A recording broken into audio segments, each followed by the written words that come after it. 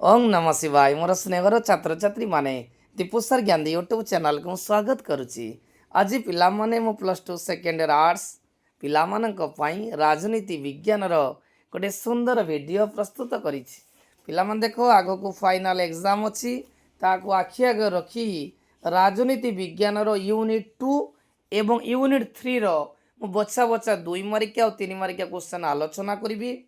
Unit 2 विषय गुड़िक हूँ संघीय राष्ट्र, ग्रामांचल सहरांचल स्वायत्त शासन, जाति गठन रे प्रतिबंधक एवं नारी आंदोलन, परिवेश सुरक्षा आंदोलन। यूनिट 2 एवं यूनिट 3 रो मु बछा बछा 2 मार्किया 3 मार्किया क्वेश्चन आलोचना करी जहाँकि तुम परीक्षा रे उपयोगी साब्यस्त हम। निश्चय पिला माने ये दुईटा यूनिट रू पाखापाखि 2 मार्किया 3 मार्किया क्वेश्चन बहुत गुड़े आसो। एवं पिला माने मु गोटे पर गोटे क्वेश्चन आलोचना करुछि। ऐकिक राष्ट्र पिला मन देख ऐकिक राष्ट्र क्या कहबा ना जो राष्ट्र रे केंद्र सरकार समस्त सांविधानिक क्षमतार अधिकारी होई राज्य सरकार को परिचालना करिथाय ताकू ऐकिक राष्ट्र कहबा। आउ थोर पिला मन बुझे देख जो राष्ट्र रे केंद्र सरकार समस्त सांविधानिक क्षमतार अधिकारी होई राज्य सरकार को परिचालना करिथाय ताकू ऐकिक राष्ट्र कहा जाए। ऐकिक राष्ट्र एक संविधान थाए, एक नागरिकता थाए, केंद्रीकरण शासन नीति थाए। साधारणतः इंग्लैंड रे यही सब उपादान थिबारु यह एक ऐकिक राष्ट्र। आउ गोटे सिंपल लिखि परिबा जे जो राष्ट्र रे केंद्र सरकार द्वारा समस्त शासन परिचालना होता है ताकू हम ऐकिक राष्ट्र कहबा। उदाहरण इंग्लैंड आराम शॉर्ट भी लिख पारे पिला माने। द्वितीय क्वेश्चन छ संघीय। पिला माने देखो संघीय राष्ट्र संघीय पिला माने देखो परीक्षा पड़िबो संघीय राष्ट्र विषय पिला माने प्रथम पैराग्राफ एटा लिखिबो जे संघीय राष्ट्र लैटिन शब्द फोइडस रु आसी अछि। संघीय शब्दटी लैटिन शब्द फोइडस तार अर्थ होची चुक्ति बा राजीनामा। पिला माने देखो जो राष्ट्र रे एक लिखित संविधान द्वारा केंद्र और राज्य मध्य रे क्षमता बंटन करा जाइथाय ताकू संघीय राष्ट्र कहबा। पिलावन आउ थर को देखो जो राष्ट्र रे को लिखित संविधान द्वारा केंद्र और राज्य मध्य क्षमता बंटन करा जाइथाय ताकू संघीय राष्ट्र कहबा। पिलावन मतलब संघीय राष्ट्र लक्षण होची क्षमतार बंटन, लिखित अनमन्य संविधान, दैत्य सरकार, स्वाधीन न्यायपालिका। पिलावन देखो परीक्षा पड़े संघीय राष्ट्र लक्षण आलोचना कर। प्रथम पॉइंट क्षमतार बंटन, द्वितीय पॉइंट लिखित अनमन्य संविधान, तृतीय पॉइंट दैत्य सरकार, चतुर्थ स्वाधीन न्यायपालिका। एबे पिला माने गोटे लॉन्ग क्वेश्चन आसे। लॉन्ग क्वेश्चन मध्य 2 मार्किया 3 मार्किया रही सब डिस्कशन करूची जे केंद्र राज्य मध्य जो व्यवस्थापिका संपर्क रही आलोचना कर। पिला माने मन रखिता जो भारतीय संविधान रो सप्तम अनुसूची रे नवम खंड रे केंद्र और राज्य सरकार मध्य क्षमता बंटन करा जायछि। पिला मन मन रखता जो सप्तम अनुसूची रे जो क्षमता रही ताको 3 बार विभक्त कराई केंद्र तालिका, राज्य तालिका, युग्म तालिका। देखो ये जो व्यवस्थापिका संपर्क रे 3टा पॉइंट रहबो ये मध्य 2 मार्किया 3 मार्किया आसीबो। जदि लॉन्ग क्वेश्चन न आइला 2 मार्किया 3 मार्किया से कंपलसरी आसीबो। देखो वर्तमान आलोचना करू केंद्र तालिका। देखो पिला मन मन रखिता जो केंद्र तालिका रे 69 विषय रही। पिला मन देखो लॉन्ग क्वेश्चन एटा केंद्र राज्य मध्य व्यवस्थापिका संपर्क प्रथम रहिला हेडिंग रहिला तापर केंद्र तालिका केतरा विषय रही 69। कौन कौन विषय रही? प्रतिरक्षा, युद्ध शांति, डाक, मुद्रा व्यवस्था, वाणिज्यिक वैदेशिक व्यापार, रेलवाई इत्यादि। पिला मन रखिता केंद्र तालिका रे केंद्र सरकार ही समस्त आईन प्रणयन करि पारिबे। एति छुआ लेकिन तुम 2 mark 3 mark pilo long question है तब पैराग्राफ पढ़ला। द्वितीय पॉइंट राज्य तालिका रे पिला माने 61 विषय अछि। केंद्र रे केतरा रहला पिला माने 69, राज्य रे केतोटी ना 61। कोन कोन अछि? आईन श्रृंखला, पुलिस, स्थानीय स्वायत्त शासन, कृषि, स्वास्थ्य आदि विषय रही। पिला माने मन रखिता एई विषय गुडी को ऊपरे राज्य व्यवस्थापिका सब आईन प्रणयन करिथाय।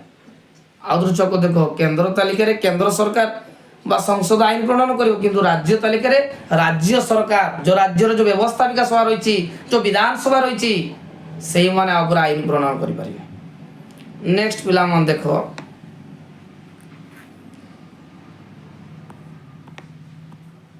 ଯୁଗ୍ମ ତାଲିକା। ଯୁଗ୍ମ ତାଲିକାର କେତେଟା ବିଷୟ ଅଛି ନା 52ଟି ବିଷୟ ରହିଛି।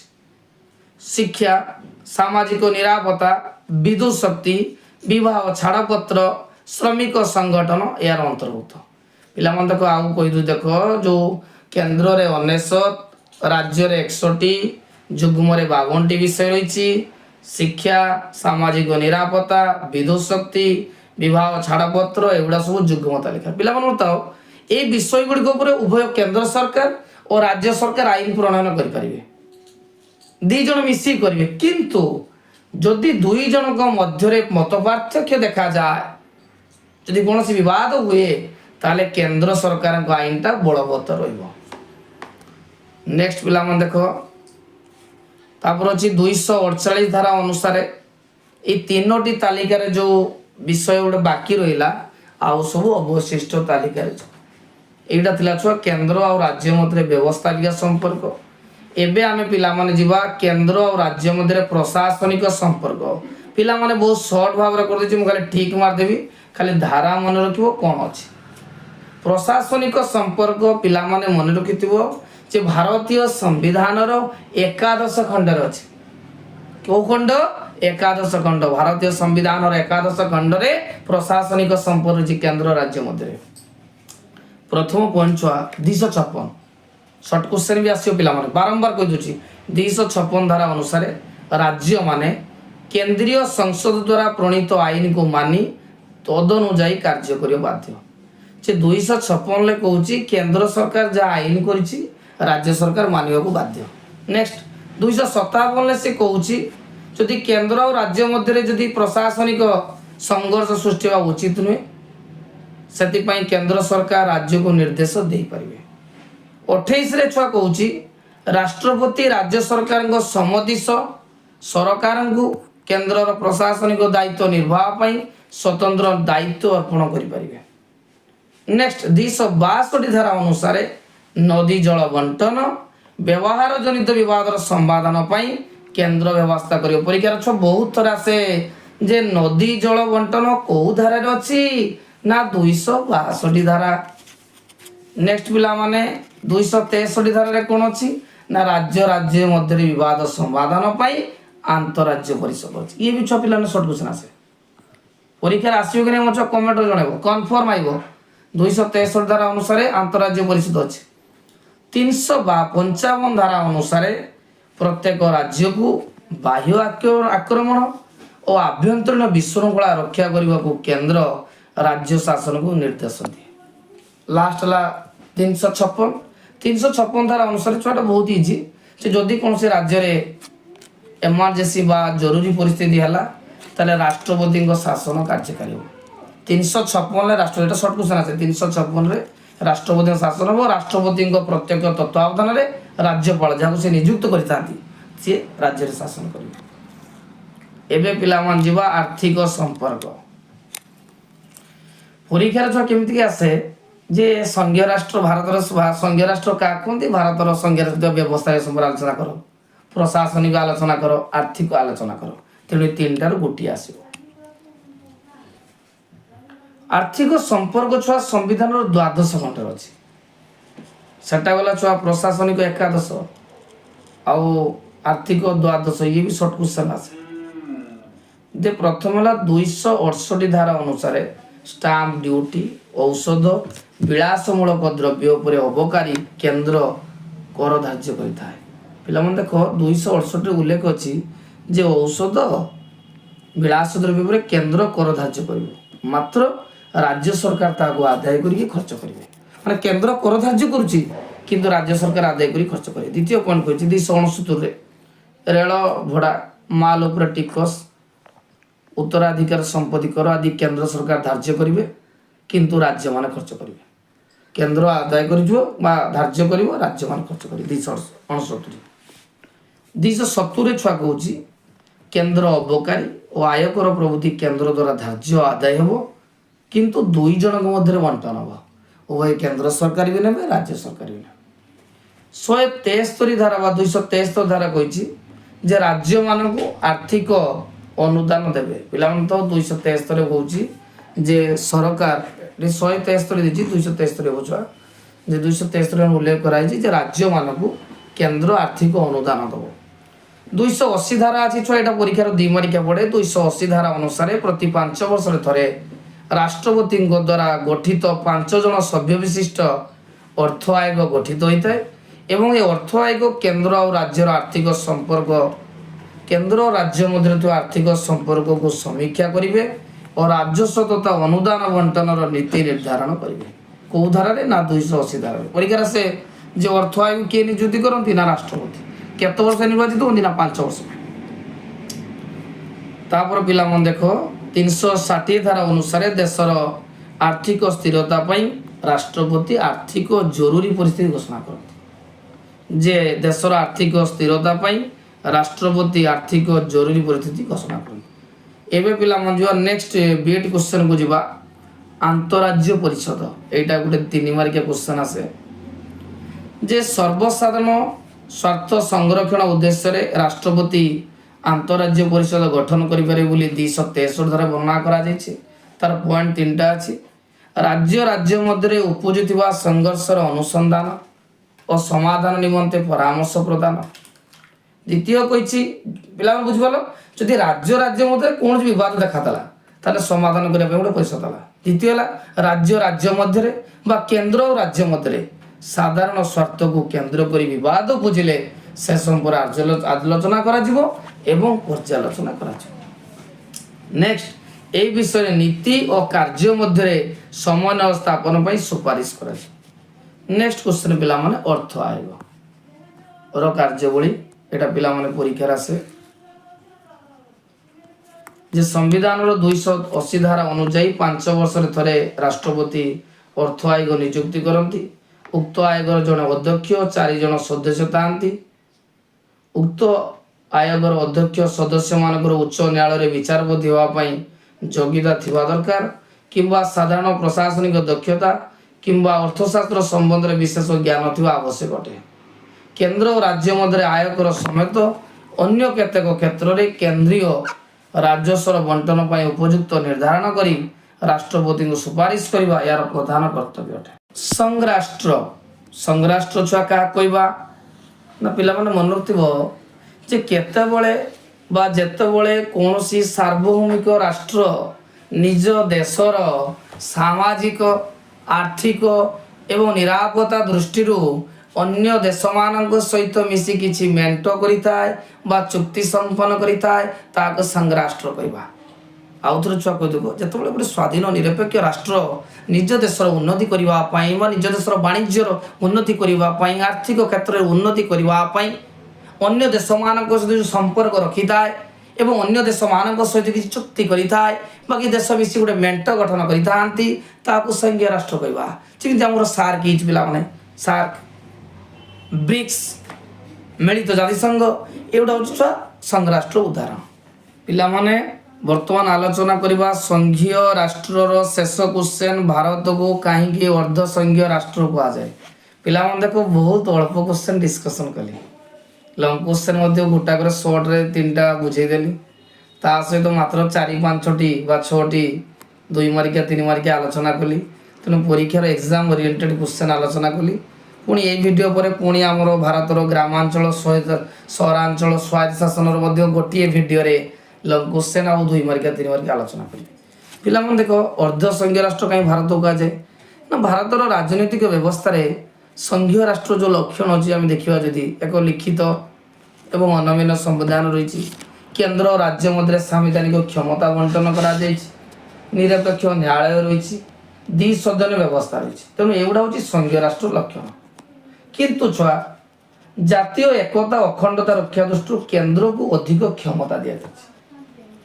ମାନେ ସଂଘୀୟ ରାଷ୍ଟ୍ର 2 ଜଣଙ୍କ କ୍ଷମତା ବଣ୍ଟନ କରାଯାଇଛି କିନ୍ତୁ ରାଷ୍ଟ୍ରର ଜାତୀୟ ଏକତା ଅଖଣ୍ଡତା ପାଇଁ କେନ୍ଦ୍ରକୁ ଅଧିକ କ୍ଷମତା ଦିଆଯାଇଛି। ଯେମିତିକା କ୍ଷମତାର ବିଭାଜନ, ପ୍ରଶାସନିକ ନିୟନ୍ତ୍ରଣ, ଆର୍ଥିକ ନିୟନ୍ତ୍ରଣ, କେନ୍ଦ୍ରୀୟ ସାଧାରଣ ସେବା, ରାଜ୍ୟପାଳ, ଯୋଜନା ଆୟୋଗ, ମହାହିସାବ ରକ୍ଷକ ଇତ୍ୟାଦି ମାଧ୍ୟମରେ କେନ୍ଦ୍ର ସରକାର ନିଜର ପ୍ରାଧାନ୍ୟ ବିସ୍ତାର କରନ୍ତି ଏବଂ ରାଜ୍ୟମାନେ କେନ୍ଦ୍ରୀୟ ନିର୍ଦ୍ଦେଶ ମାରି ଚଳିଥାନ୍ତି। ସେହିପରି ଯଦି ପିଲାମାନେ ଆମେ ଦେଖିବା ଜାତୀୟ ଜରୁରୀ ପରିସ୍ଥିତି ତ ରାଷ୍ଟ୍ରପତି ଜାରି କରିଥାନ୍ତି, ପୁଣି ରାଜ୍ୟମାନଙ୍କର ମଧ୍ୟ ରାଷ୍ଟ୍ରପତି ଶାସନ ଲଗାଯାଇଥାଏ। ତେଣୁ ଏସବୁ କ୍ଷେତ୍ରରେ ଦେଖିବାକୁ ଗଲେ କେନ୍ଦ୍ରର ଆଧିପତ୍ୟ ଥାଏ। ସେଥିପାଇଁ ସମାଲୋଚକମାନେ ବହୁତ ଭାରତକୁ ଏକ ଅର୍ଦ୍ଧସଂଘୀୟ ରାଷ୍ଟ୍ର ବା ପ୍ରାୟ କଳ୍ପର ସଂଘ ରୂପେ ଅଭିହିତ କରିଥାନ୍ତି। ଭାରତୀୟ ରାଜନୀତିର ଜାତିର ଭୂମିକା, ଏଟା ସବୁବେଳେ ପରୀକ୍ଷାରେ ପିଲାମାନେ ଆସେ। ପିଲାମାନେ ମନେ ରଖିଥାଅ, ଜାତି ହେଉଛି ଭାରତୀୟ ରାଜନୀତିର ଏକ ପ୍ରମୁଖ ଉପାଦାନ ଏବଂ ରାଜନୈତିକ ଦଳମାନେ ନିର୍ବାଚନରେ ପ୍ରାର୍ଥୀ ଚୟନ କଲାବେଳେ ନିର୍ବାଚନ ପ୍ରଚାର ସମୟରେ ଭୋଟଦାତା ମାନଙ୍କର ଭୋଟଦାନର ବ୍ୟବହାରକୁ ପ୍ରଭାବିତ କରିବା ପାଇଁ ରାଜନୈତିକ ନେତୃବୃନ୍ଦ ସୃଷ୍ଟି ତଥା ନିଷ୍ପତ୍ତିକରଣ ପ୍ରକ୍ରିୟାକୁ ପ୍ରଭାବିତ କରିବା କ୍ଷେତ୍ରରେ ଏହି ଉପାଦାନର ଉପଯୋଗ କରେ। ପିଲାମାନେ ଦେଖ, ସାଧାରଣତଃ ଜାତି ଭାରତୀୟ ରାଜନୀତିର ଏକ ମୁଖ୍ୟ ଅଂଶ, କାରଣ ପ୍ରତ୍ୟେକ ସମ୍ପ୍ରଦାୟରୁ ଜଣେ ଜଣେ ଭଲ ନେତା ରହିଛନ୍ତି ଯେଉଁମାନେ ସେ ଅଞ୍ଚଳର ପ୍ରତିନିଧିତ୍ୱ କରିଥାନ୍ତି। ଦ୍ୱିତୀୟ କ୍ୱେଶ୍ଚନ, ଆତଙ୍କବାଦ। ଆତଙ୍କବାଦର ଅର୍ଥ ହେଉଛି ଟେରରିଜିମ୍, ଯିଏକି ଯେକୌଣସି ଉପାୟରେ ଲୋକମାନଙ୍କ ମଧ୍ୟରେ ଆତଙ୍କ ବା ଭୟ ସୃଷ୍ଟି କରିବା ହେଉଛି ତାଙ୍କର ଲକ୍ଷ୍ୟ। ଚୋରି ଡକାୟତି, ତମର ଟ୍ରେନ ଏବଂ ବିମାନ ହାଇଜାକ୍ କରିବା ଏବଂ କିଡନାପ କରିବା, ଏଗୁଡ଼ା ହେଉଛି ସାଧାରଣତଃ ସନ୍ତ୍ରାସବାଦର ମୁଖ୍ୟ ଲକ୍ଷ୍ୟ। ସାଧାରଣତଃ ପିଲାମାନଙ୍କର ଯେଉଁ ସନ୍ତ୍ରାସବାଦ ଆତଙ୍କବାଦ ଏକ ରାଜନୈତିକ ଲକ୍ଷ୍ୟ ପୂରଣ ପାଇଁ ସାଧାରଣରେ ଭୀତି ସଞ୍ଚାର ନିମନ୍ତେ ଏକ କ୍ଷୁଦ୍ର କିନ୍ତୁ ବଳିଷ୍ଠ ସଂଗଠନ ଦ୍ୱାରା କାର୍ଯ୍ୟକାରୀ କରାଯାଇଥିବା ହିଂସାତ୍ମକ କାର୍ଯ୍ୟକ୍ରମ। ଏହି ହିଂସାତ୍ମକ କାର୍ଯ୍ୟକ୍ରମ ଯାହା ନିଷ୍ପତ୍ତି ଗ୍ରହଣକାରୀ ସରକାରୀ ବଳ ଉପରେ ଚାପ ପକାଇ ନିଜର ଦାବି ହାସଲ ପାଇଁ କାର୍ଯ୍ୟ କରୁଥାଏ। ଏହା ଜାତୀୟ ସଂଗତିର ମଧ୍ୟ ଅନ୍ତରାୟ ସୃଷ୍ଟି କରେ। ବିସ୍ଥାପନ କାହାକୁ କହିବା? ପିଲାମାନେ ଗୋଟେ ସ୍ଥାନରେ ନଦୀ ହେଲା, କୌଣସି ବନ୍ଦର ହେଲା ଏବଂ ସେ ଅଞ୍ଚଳ ଲୋକମାନଙ୍କୁ ସେ ସ୍ଥାନରୁ ଛାଡ଼ି ଅନ୍ୟ ସ୍ଥାନକୁ ଯିବା ପାଇଁ ପଡ଼ିବ, ଏଇଟା କୁହନ୍ତି ବିସ୍ଥାପନ। ଦେଶର ରାଜନୈତିକ ବିକାଶ ପାଇଁ ବିଭିନ୍ନ ନଦୀ ବନ୍ଧ ଯୋଜନା, ଶିଳ୍ପ କାରଖାନା ପ୍ରତିଷ୍ଠା କରାଯାଇଥାଏ। ଏହି ନଦୀବନ୍ଧ ଯୋଜନା ବା ଶିଳ୍ପ କାରଖାନାରେ କାର୍ଯ୍ୟ କରିବା ପାଇଁ ଗୋଟିଏ ସ୍ଥାନରେ ସ୍ଥାୟୀ ବସବାସ କରୁଥିବା ଅଧିବାସୀ ମାନଙ୍କୁ ବାସଚ୍ୟୁତ କରାଯାଇ ଅନ୍ୟ ଏକ ସ୍ଥାନରେ ଥଇଥାନ କରିବା ପ୍ରକ୍ରିୟାକୁ ବିସ୍ଥାପନ କୁହାଯାଏ। ପରିବେଶ ସୁରକ୍ଷା ଆନ୍ଦୋଳନର ଲକ୍ଷ୍ୟ ମାନବ ଜାତିର ସ୍ଥିତି ବା ପରିବେଶ ସଂରକ୍ଷଣ ପରସ୍ପର ସହ ଜଡ଼ିତ ଅଟନ୍ତି। ପ୍ରାକୃତିକ ସମ୍ବଳର ମାନବାଚିତ ଯୁକ୍ତିଯୁକ୍ତ ଉପଯୋଗ ଜୀବନଶୈଳୀରେ ପରିବର୍ତ୍ତନ ଆଣିବା ସହ ପରିବେଶ ସୁରକ୍ଷା ପାଇଁ ଅନେକ ଆନ୍ଦୋଳନ କରିଥାଏ। ଅର୍ଥାତ୍ ଧାରଣୀୟ ବିକାଶ ହେଉଛି ଆନ୍ଦୋଳନ ଲକ୍ଷ୍ୟ। ମନୁତା ପରିବେଶ ଆନ୍ଦୋଳନର ମୁଖ୍ୟ ଲକ୍ଷ୍ୟ ହେଉଛି ଲୋକମାନଙ୍କୁ ସଚେତନ କରିବା, ପରିବେଶ ପ୍ରଦୂଷଣରୁ ମୁକ୍ତି କରିବା, ବୃକ୍ଷରୋପଣ କରିବା, ଏଇଟା ହେଉଛି ପରିବେଶ ଆନ୍ଦୋଳନର ଲକ୍ଷ୍ୟ। ନେକ୍ସଟ ପିଲାମାନେ, ଆତଙ୍କବାଦର କୌଶଳ। ପରୀକ୍ଷାରେ ସବୁବେଳେ ଆସେ। ଆତଙ୍କବାଦୀ କାର୍ଯ୍ୟକଳାପ ଆରମ୍ଭ ହେବା ପୂର୍ବରୁ ଦୀର୍ଘ ପ୍ରସ୍ତୁତି କଲେ ଓ କର୍ମୀମାନଙ୍କୁ ଗୁପ୍ତ ସ୍ଥାନରେ ରଖି ଗରିଲା ଯୁଦ୍ଧ ସହ ତାଲିମ ଦିଆଯାଏ। ଦ୍ୱିତୀୟ ପଏଣ୍ଟ ହେଲା ହତ୍ୟା, ପୋଡ଼ାଜଳା, ଆକ୍ରମଣ, ବିସ୍ଫୋରଣ, ବୋମାମାଡ଼ ଏପରି ମନଇଚ୍ଛା ହୋଇଥାଏ, ସେ ବିଷୟରେ ପୂର୍ବାନୁମାନ କରିବା କଷ୍ଟକର। ବିଶିଷ୍ଟ ବ୍ୟକ୍ତିମାନଙ୍କୁ ଅପହରଣ, ହତ୍ୟା କରାଯାଏ। ତେଣୁ ଏଗୁଡ଼ା ସବୁ ହେଉଛି ଆତଙ୍କବାଦର କୌଶଳ। ନେକ୍ସଟ ଦେଖ, ଆତଙ୍କବାଦର କାରଣ। ଜାତୀୟ ସ୍ୱାଧୀନତା ସଂଗ୍ରାମରେ ନୀତି ବା କୌଶଳ, ନିର୍ଦ୍ଦିଷ୍ଟ ସୁବିଧା ବା ଅଧିକାରରୁ ବଞ୍ଚିତ ହେବା।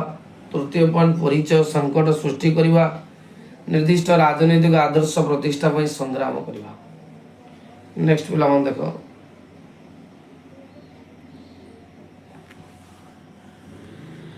ଜାତୀୟ ସଂଗତିର ମୁଖ୍ୟ ପ୍ରତିବନ୍ଧକ।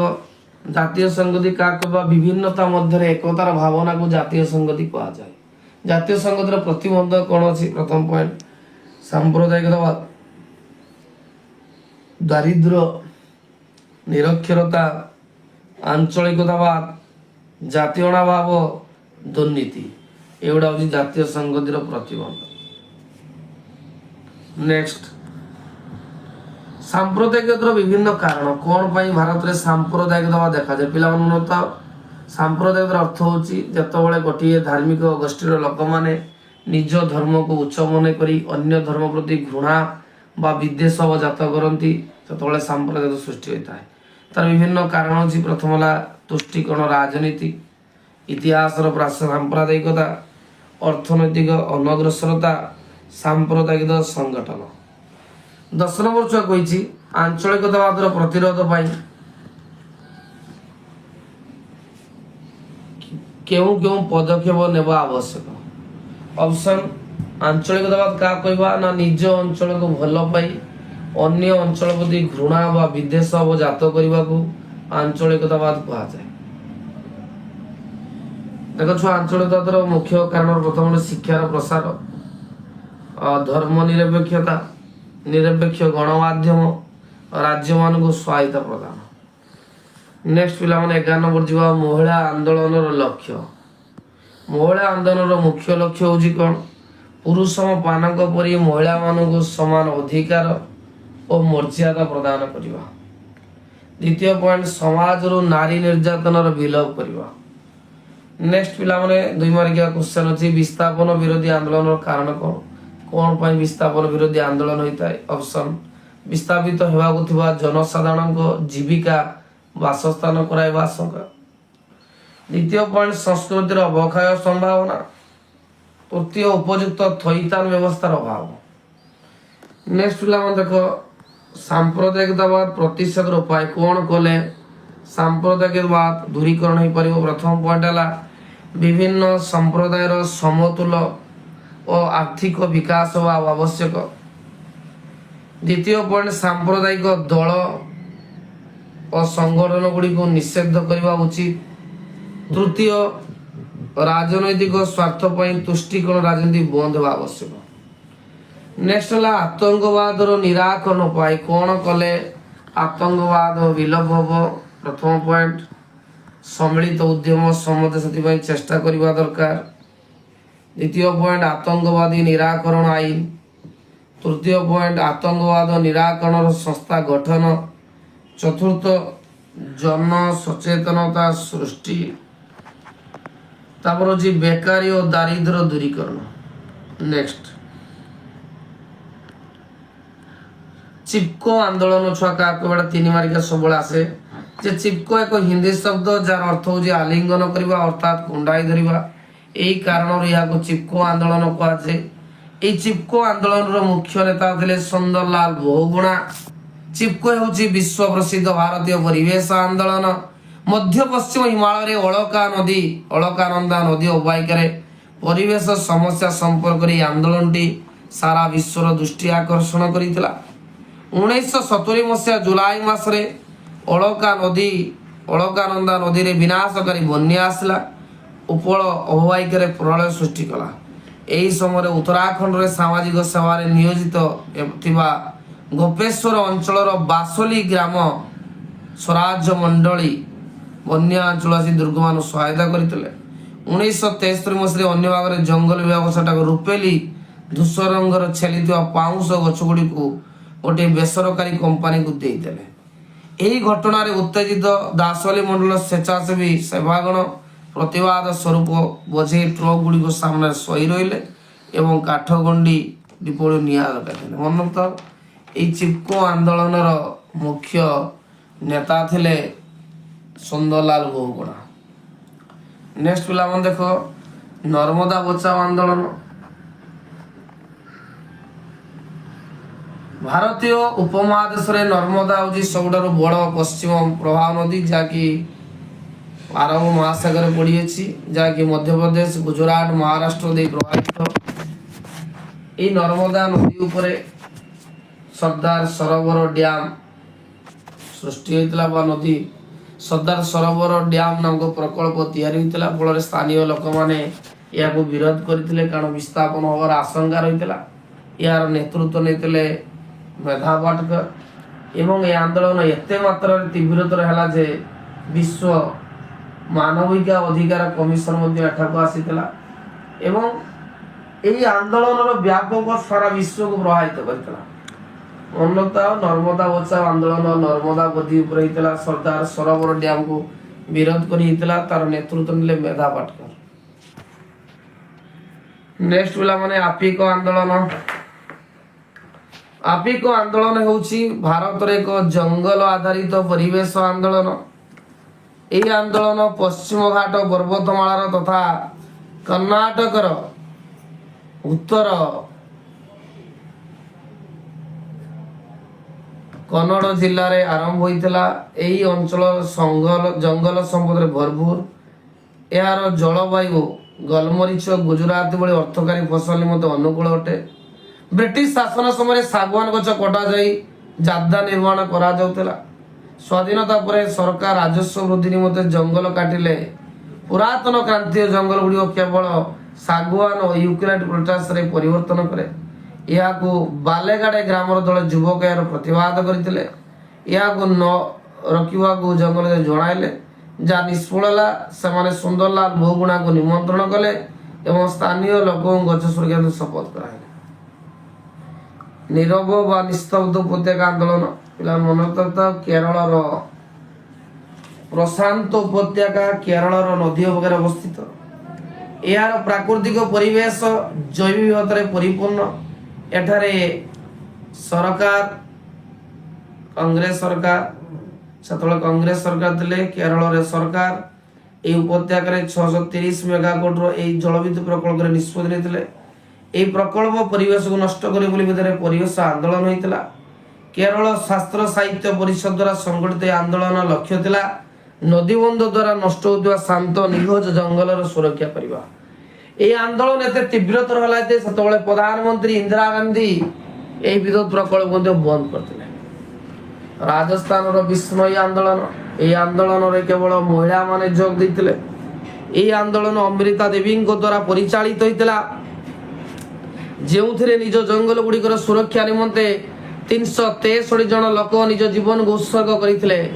गछ कटा को गछ गुड़िक कटा रक्षा करने निमंते से गुड़िक सत प्राकृत भाव आलिंगन करने अथवा गछ को कुंडाई धरवा भाई एक अभिनव कौशल सृष्टि करवा एक प्रथम आंदोलन। पिला देख नेक्स्ट क्वेश्चन नारी आंदोलन लक्ष्य। नारी आंदोलन लक्ष्य हो पुरुष मान सहित महिला मानू समान मर्यादा प्रदान करवा। द्वितीय पॉइंट नारी मानू शोषण और निर्यातन मुक्ति करवा। तृतीय नारी मर्यादा विरोधी सामाजिक कुसंस्कार विलोप साधन करवा। चतुर्थ नारी शिक्षार प्रसार करवा। नेक्स्ट पिलाने कही परिवेश सुरक्षार आभिमुख्य कौन थिला? प्राकृतिक संपदर सुरक्षा करवा, सहनीय विकास को गुरुत्व प्रदान करवा, परिवेश को प्रदूषण करता नदीबद्ध योजना और शिल्प कारखाना प्रतिष्ठा विरोध करवा। लास्ट क्वेश्चन छुआ यूनिट 3 रो सबडर मुख्य क्वेश्चन जातिवाद। जाति शब्द लाटिन शब्द नेसियो रु आसी अछि एवं जातीय भाव जातिगत स्वार्थ और एकता सृष्टि करे जहाँ गोटे जातिर अन्य जाति प्रति विद्वेष सृष्टि करने फल जातीय एकता बाधाप्राप्त हुए। जातिगण राजनीति जातीय स्वार्थ को बलि देउथिबारु जातीय संगतिर परिपंथी अटे। जातीय भाव जाति जाति मध्य हिंसा और संघर्ष सृष्टि करी सामाजिक और राजनैतिक संगतिर भित्ति को दुर्बल कर